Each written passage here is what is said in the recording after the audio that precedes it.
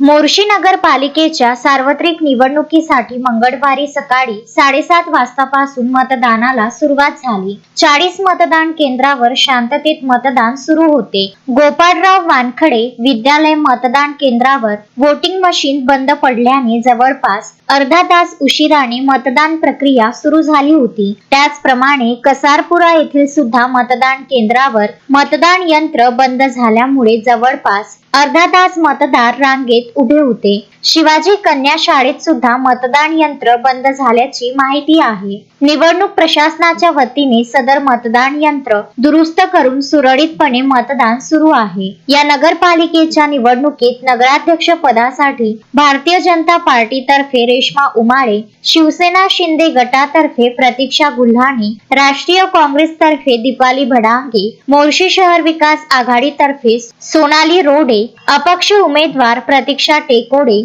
या 6 महिला उमेदवार आपले नशीब आजमावत असून नगरसेवक व नगरसेविका पदासाठी 127 उमेदवार निवडणूक रिंगणात उभे असून त्यांचे भाग्य मंगळवारी ईव्हीएम मध्ये बंद झाले आहे। 3 डिसेंबर रोजी होणारी मतमोजणी आता उच्च न्यायालयाने दिलेल्या आदेशानुसार मतमोजणी 21 डिसेंबर रोजी होणार आहे। त्यामुळे निवडणुकीत उभे असलेल्या उमेदवारांना आता 19 दिवस प्रतीक्षा करावी लागणार आहे। संजय गारपवार, विदर्भ न्यूज, मोर्शी। श्रद्धा फैमिली शॉपिंग में जाएंगे हम सभी, साड़ियों की नई डिजाइन देखो यहीं से लाएंगे। श्रद्धा फैमिली शॉपिंग में जाएंगे हम सभी, लेडीज जेंट्स बच्चों की हर फैशन लाएंगे सभी।